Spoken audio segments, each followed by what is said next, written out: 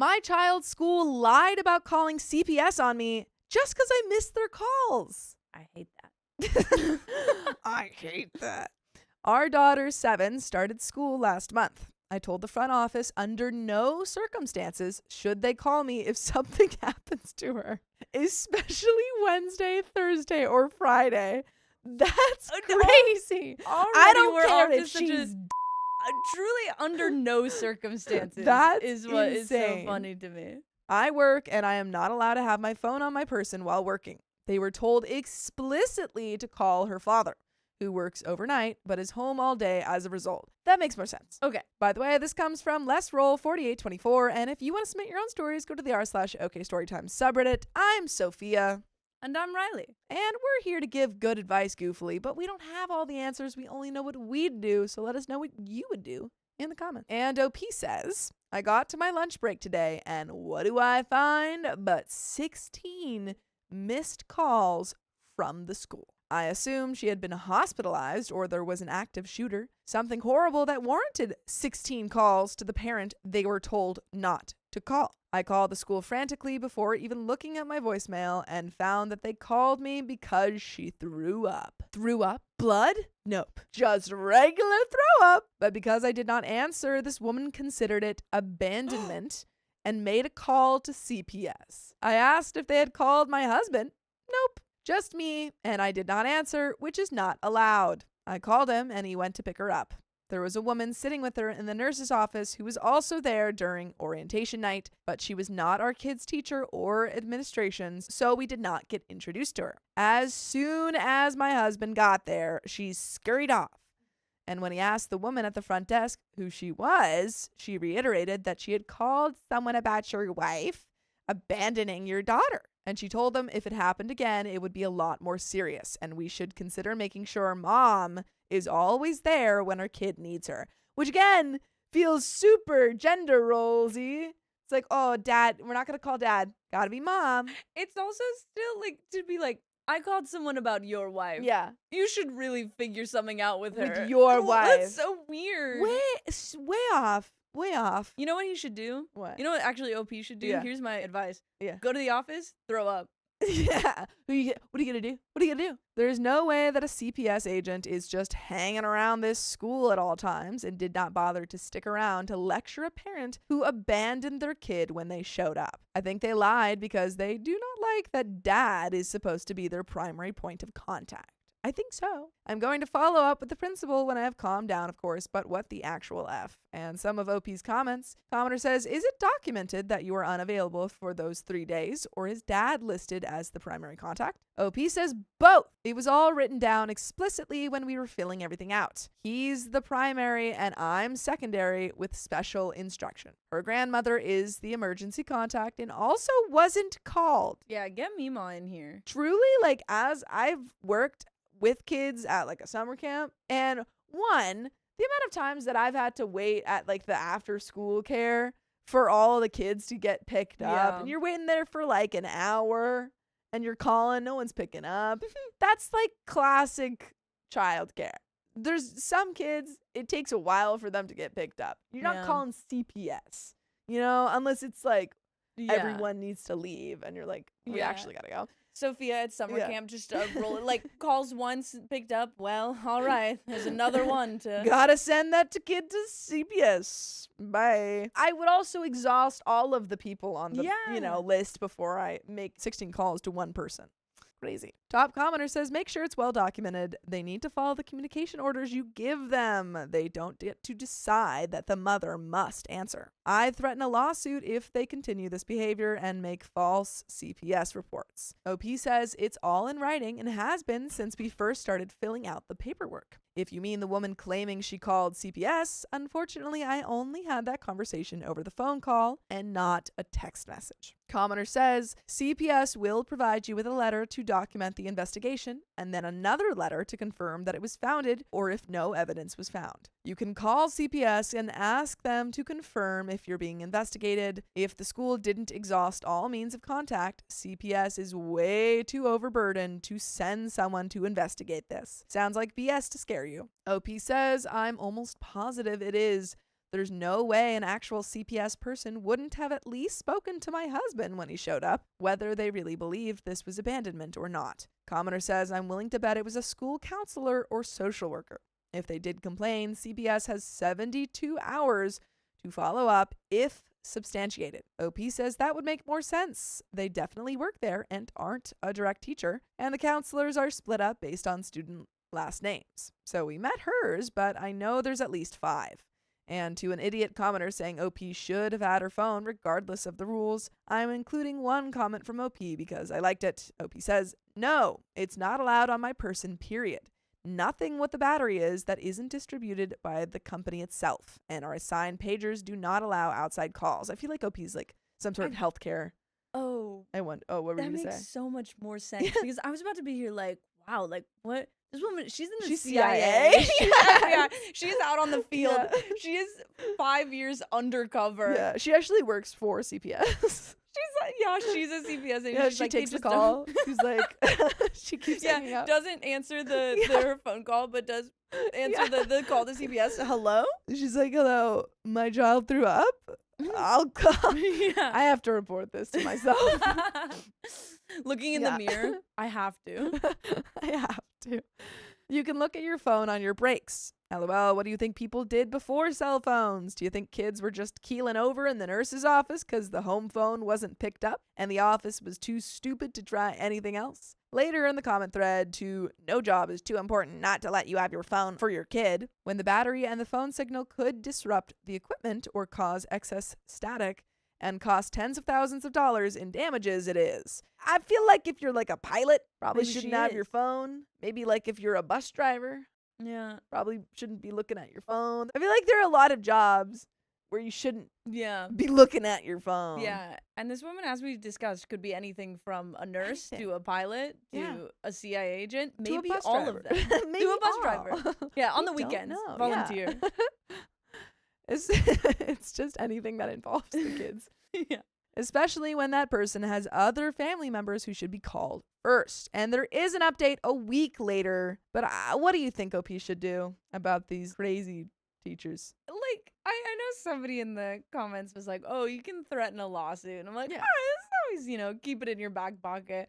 I think there's nothing to do other than just like go in. She said she's going to talk to the principal, Yeah, I which think feels princip- good to yeah. be like, hey, this is what happened. This is what needs to I not will happen not stand again. for it. Like, Yeah. I wouldn't worry about it. I think that you could totally go to the principal and be like, these are the complaints I have. If this continues, I will follow up with further action. I have the CIA on my side. Yeah. Don't pull up the badge. Yeah. actually. Do the thing that they do in like TV shows where they just go CIA. Yeah, flash it Yeah, really yeah. fast. Oops, sorry, that was my bus driver badge, actually. Let me Ooh, sorry, 1 second. here's my health. Oh, that's my nurse. Ooh, here we go. This Update. To answer the most common questions, the school had documentation to call my husband or his mother ever since we enrolled there. I double-checked our computer portal with the school website, and it's still listed that way, including that I can't be contacted for anything that might be time sensitive. I cannot have my phone on my person while I'm working, period. My workplace has an automatic answering machine for public calls, so even if the school did call them, I wouldn't get the message for probably another half hour at absolute best. Even then, I work about 30 to 40 minutes away if traffic is good. Yes, I am in a more traditional area, although it's never been too huge of a deal before besides having to commute to the city for work. This is not going to be the super dramatic update I'm sure a lot of people were hoping for. Sorry. First off, I did not jump straight to getting an attorney to threaten them. I did call and ask a local family law firm, and the person I spoke to told me if we did have to go as far as suing, it would look better to try to exhaust options on my own before threatening legal action. But they would be happy to look over any communications between us, and we could CC them on any emails and ask me to get any information on the potential neglect and abandonment case I could while they looked into it as well. I started by sending a follow-up email to the principal and CC'd the superintendent and law person on it, asking for confirmation that they had checked our file for who to call, more details on who exactly was spoken to at CPS, any case numbers, and the name of the person who was sitting alone with my sick daughter and did not speak to my husband or identify themselves. Unfortunately, or maybe fortunately, the principal was out of town for several days with some family emergency. Principal's also CIA. Principal's like, I've got a urgent business to take care of. And then turns out they're on the same mission. Boom,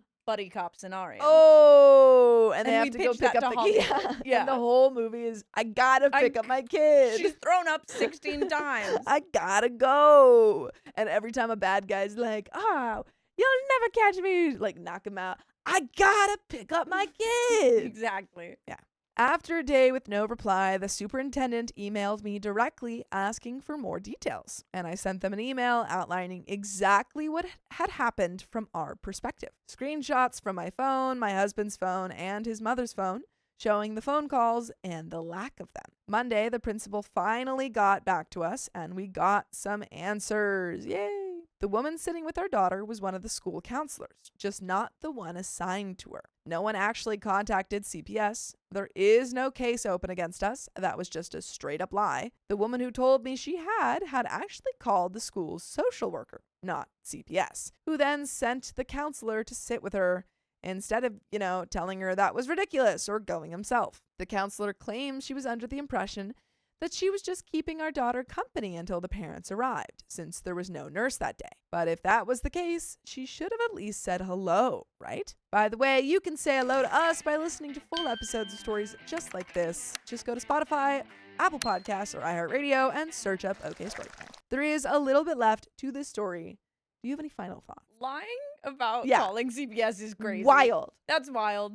Crazy. You just can't be lying. You can't be doing that. That's how I feel sometimes with some of these stories where I just sit here and I joke, we just can't be doing this.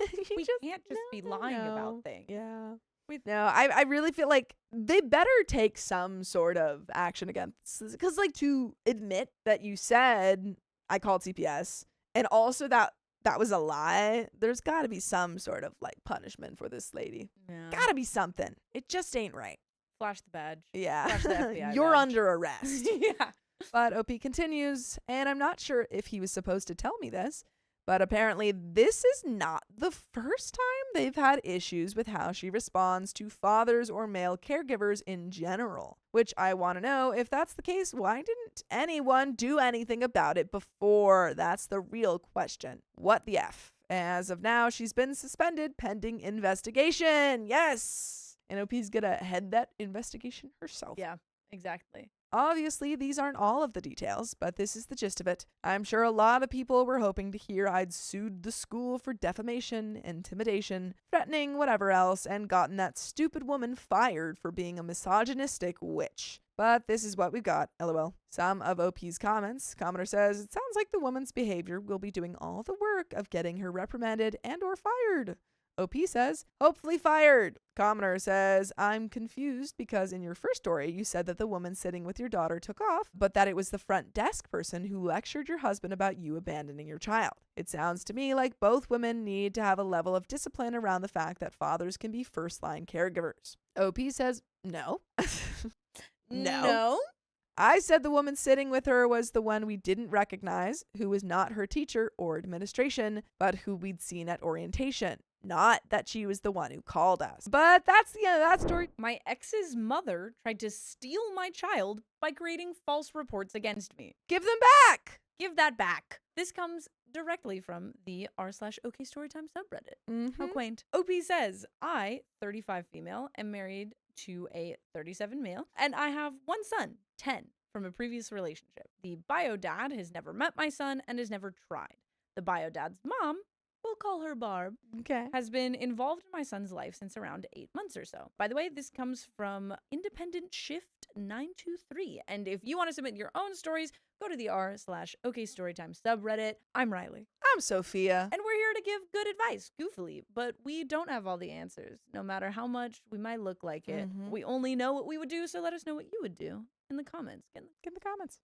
OP says, to fully understand, it's important to know our history. The bio dad, let's call him Chad, was in an on and off relationship with me for 6 years. He cheated on me with multiple women throughout the entire relationship. Yikes. He went overseas for schools, we did the long distance, and he still cheated. He flunked out of his overseas school and came to mine, cheated on me still, and flunked out of first year. Eventually, I got pregnant. When I was pregnant, Chad and Barb tried everything they could to pressure me regarding the pregnancy, slandering my character and trying to talk to my parents who are very Christian. They called the cops and CAS on me with claims that I was on a downward spiral and they were concerned. As you can imagine, my pregnancy was very stressful. I was taking the bus to work and medical appointments and working 2 jobs, so I had a good maternity leave and just felt so alone and worthless. Fast forward to the birth of my son. Chad completely ghosted me at this point. All of a sudden, Barb wanted to be involved in the baby's life. Fine. I took initiative and brought the baby to Barb's and included her. Barb would become one of my main supports during my son's infancy. We got really close and bonded over our mutual love for this child. Unfortunately,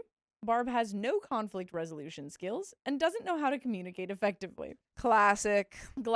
We wouldn't be on this Reddit if we did if we had communication skills. Yeah. We had a difference in opinion regarding discipline for my child, and she called CAS on me for a second time. Unknown to her, CAS keeps track of people who make claims and considered this her second false claim against me.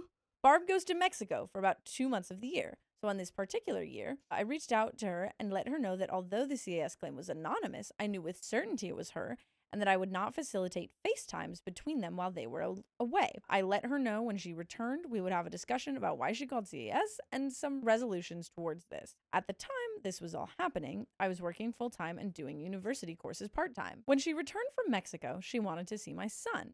I reminded her that we would be having a discussion about the call and also that I was in the middle of exams and would need her to wait. Can I just say, props to OP. Yeah. Working business. University? Yeah. Mother? Working university mother. She's slaying. She's doing it all. Pilot?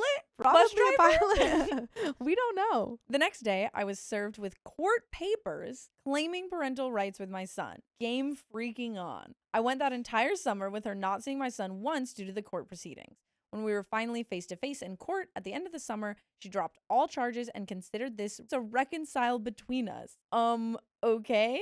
So we move on. That's insane. I'm sorry. Do we like, move on? So if like I had a grandparent, mother, like in-law or something that literally sued me to try and take my child away from me, I'd be like, you're never seeing my kid again. Yeah. Well, and even because the mom had called beforehand and like was pressuring her while she was pregnant, the fact that the Barb was involved at all is she was already, I feel like, on thin ice. Yeah, I'd be like, you're never seeing my kid.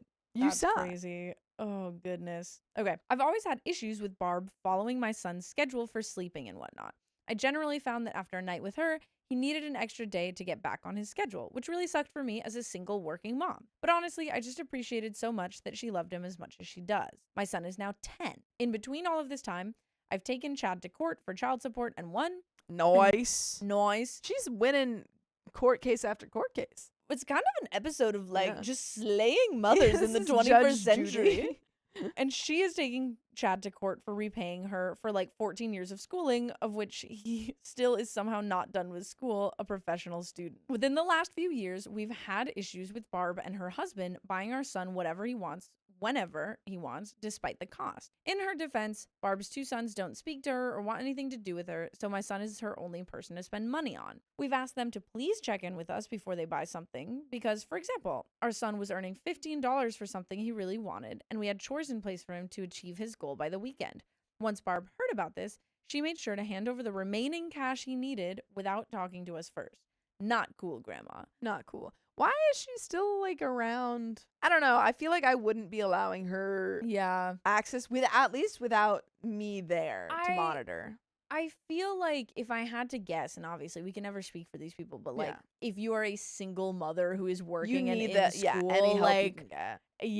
For and sure. So you probably think you can like, okay, well, we'll just handle it or da-da-da, but at some point. I also do love OP's little comments. Yeah, not freaking cool. on. not cool, cool, Grandma.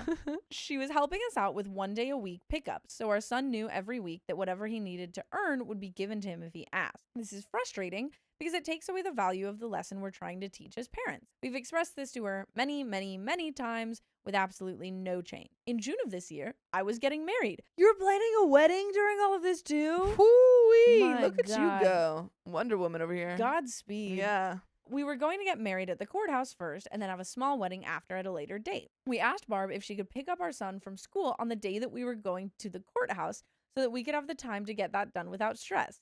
She agreed, of course. I'm so scared. Uh-oh. OP's about to get 16 calls.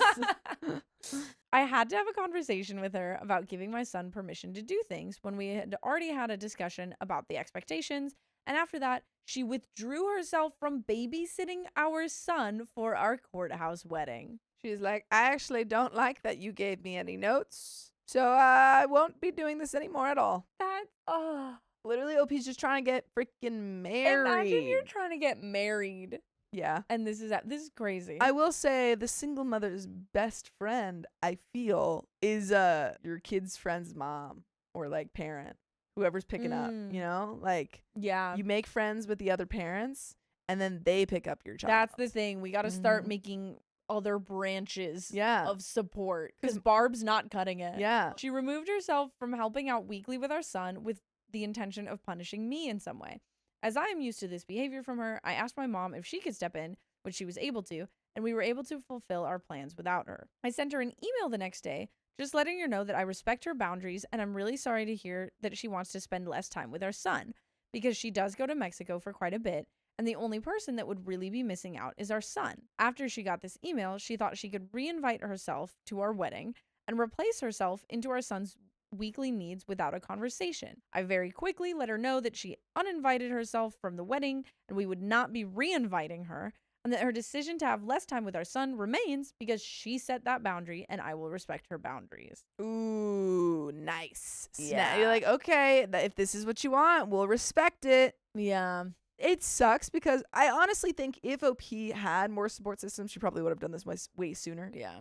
But, like, she, unfortunately, out of, like, necessity, needed this woman. And now she, gotta get rid of her. Bye-bye, Barb. Bye-bye. I had every intention to honor her and her husband as much as I honored my parents at my wedding, because I truly did feel like she was a very important person in my life and in my son's life. So the wedding comes and goes, and she never talks to me about her decision to uninvite herself from the wedding and all of the changes that occurred since she removed herself. I had specifically asked for less contact between her and I because I was very disappointed.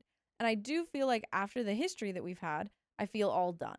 To not have a conversation about something like that is so inappropriate and not at all the way I act around people that I care about. So, as always, after time has passed, she slowly starts moving away from sending all of her messages into a group chat, which I had asked for, and she starts messaging me privately. Because I care about her and our history, I allow it. It's nothing we haven't said before, but like you can see this story having like all of these things of like, big thing, cut off, okay, and kind of back, and then big thing, cut off, okay, and back. I think it's frustrating because I think OP, again, is so reliant on, like, rightfully so.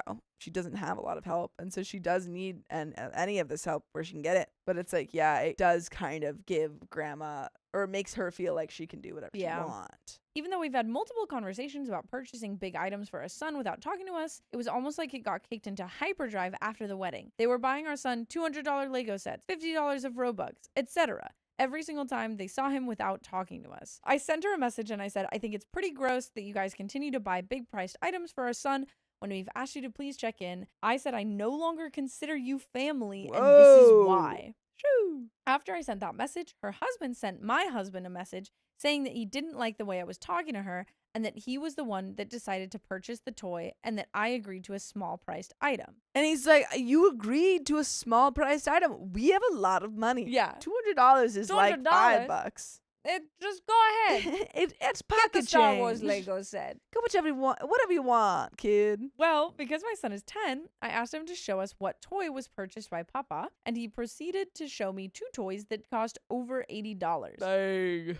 I'm feeling very frustrated at this point because it's like I'm so clear and concise with my expectations, and I always welcome open communication, and I will always express exactly how I feel about a situation and what I'm expecting. A lot of my toys were like passed down to me, and I feel like that's the way toys should be. Yeah, agreed. Lightly used. $80 Robux. Yeah, no. By the way, you can listen to full episodes of stories just like this by going to Spotify, Apple Podcasts, or your favorite podcast app and search OK Story. Do it.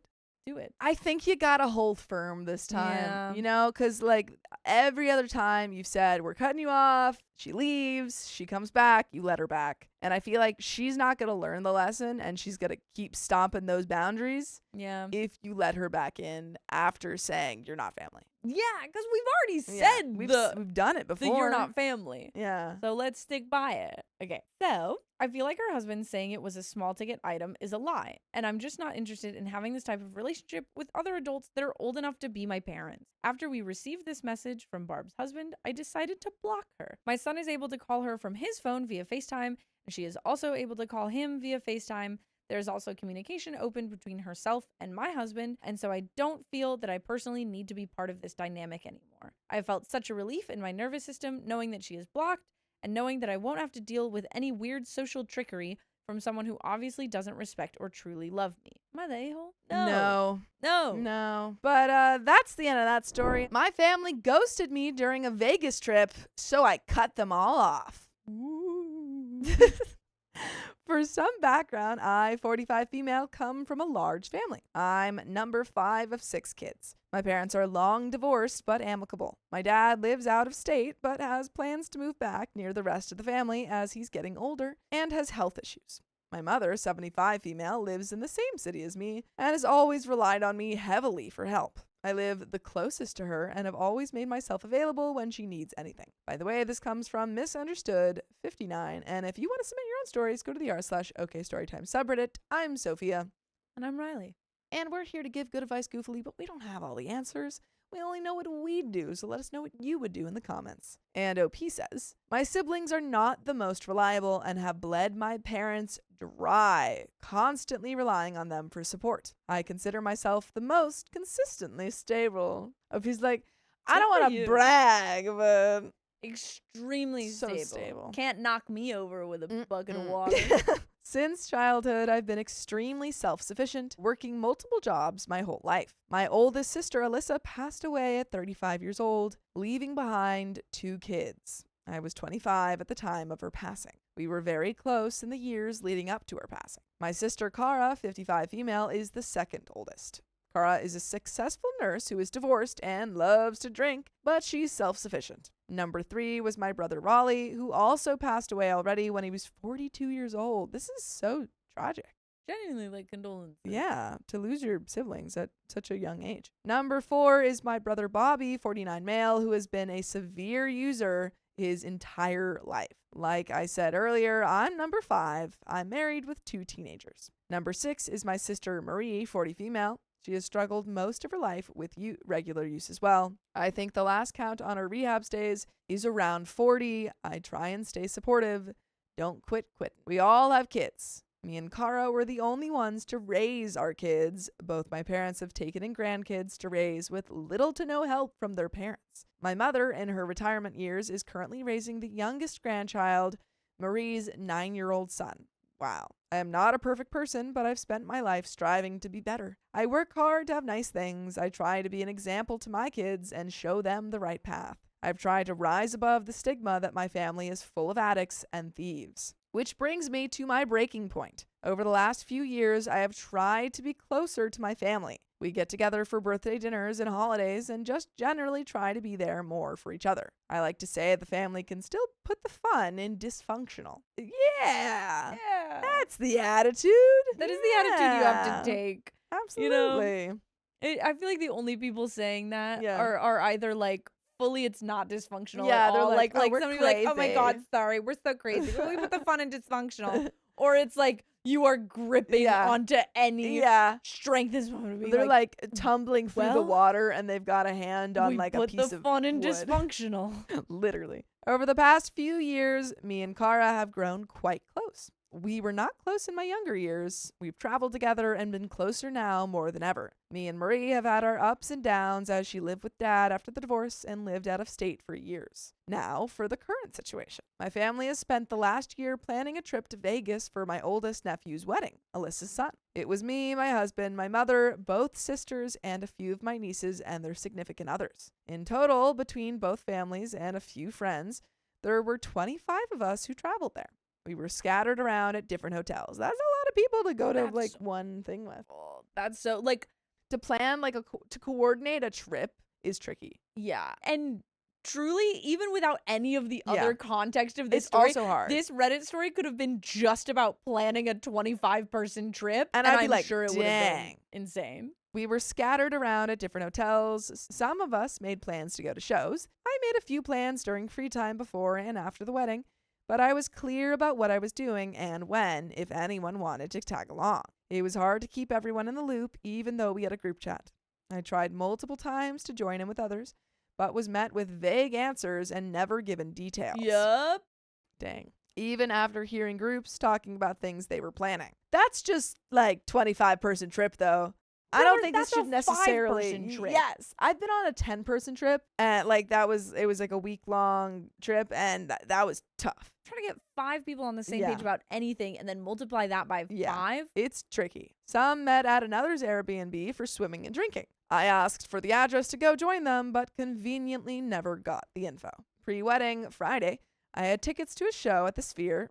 Cool. Which was a bit pricey and kept anyone from wanting to join. The rest of the wedding day went off without a hitch. We all gathered to watch my nephew and his beautiful bride get married. Then everyone got on a party bus to take us around Vegas for all the fun.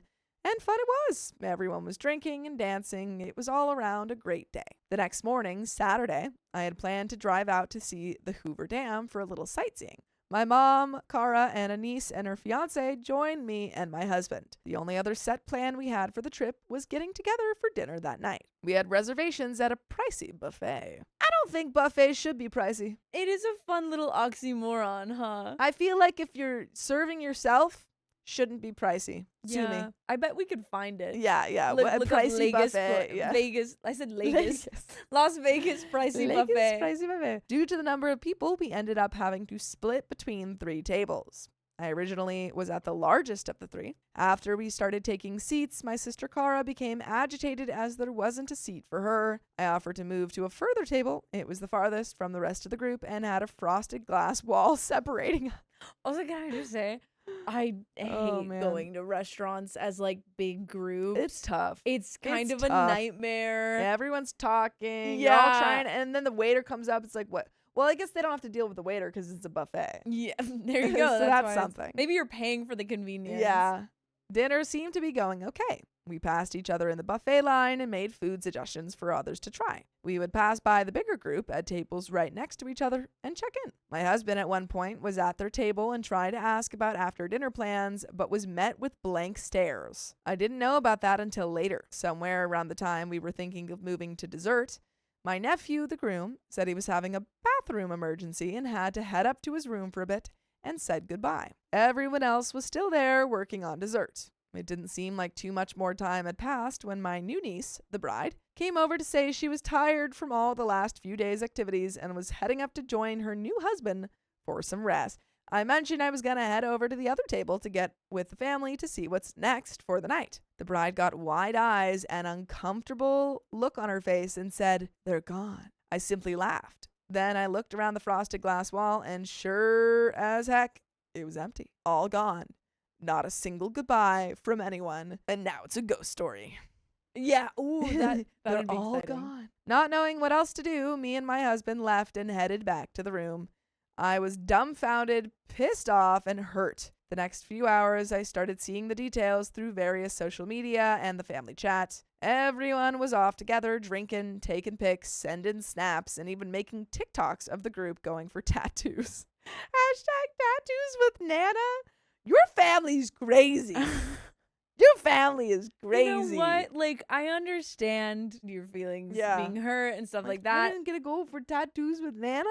But at the same time, maybe be grateful that you didn't I don't know go if I'd to want tattoos to. with Yeah. Nana. I don't know if I need to go to that. They were in Vegas party mode and left me behind without a word. My husband saw my hurt and disappointment and took me to gamble a bit to cheer me up. Hey, sweetie, Thanks, let's hubby. go gamble. Let's do some money. I enjoy some slot time. He generally does not. I was upset at seeing everyone out together, so I did the only thing I could do. I simply removed myself from the group chat. I said nothing else to anyone. I didn't curse anyone out or ask why I was excluded. I didn't want to take what was supposed to be a once-in-a-lifetime family trip and wedding and cause any drama for the newlyweds. The next day, Sunday, we were all traveling home. I got a call from the bride and groom thanking us for traveling out to be there for them, and they wished us safe travels home. We made it back home later Sunday night. I was extremely disappointed with how things ended in Vegas, but kept my thoughts about everything between me and my husband. Well, and you have to, And because you what gotta. happens in Vegas does stay in Vegas. So Yeah. actually, you have lost your opportunity to ever speak about it. Frankly, we shouldn't be reading We shouldn't this even be Reddit story. talking about it. Sometime Tuesday, my mother attempted to call me. I wasn't ready to speak to her. She proceeded to text me asking me to call her. I couldn't resist and replied with, "Oh, you remember I exist? You must need something." Kind of a slay. Yeah, just A like little sitting bit there of crying, a like, slay. "Oh, you remember I exist," which opened the floodgates for me. I said every thought on my mind about feeling excluded and my hurt feelings. I was told I was being too sensitive and this isn't like you, amongst her many, many excuses. It was emotionally draining. I simply stopped responding. By the way, you can respond to us by listening to full episodes of stories just like this.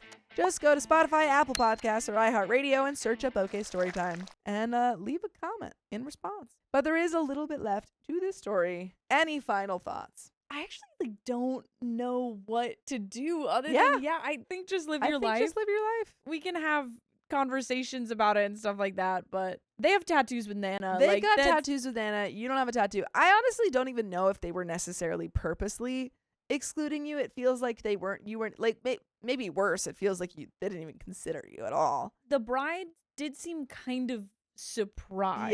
Yeah. I guess, I don't know. I We don't know. I feel like just don't put in effort where you're not seeing effort reciprocated is kind of the moral of the story. Very well said. Wednesday brought a slew of texts from Marie again with excuses and "this isn't like you," probably because I've always taken the backseat to all their needs and feelings basically my whole life. Marie couldn't understand how I was feeling.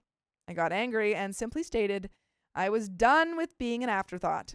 She asked if I was really breaking up with my family. It was a simple yes. I have spent all my life being the one no one had to worry about. I was hardworking, moved out at a young age, and have been self-sufficient. I never asked for help. My parents both struggle in their retirement years after spending everything they had supporting my siblings or raising their kids. They have made me feel like the black sheep for having my crap together. Am I the a-hole for deciding to go no contact and cut those out of my life, for ghosting me without a second thought? And that is the end of that story.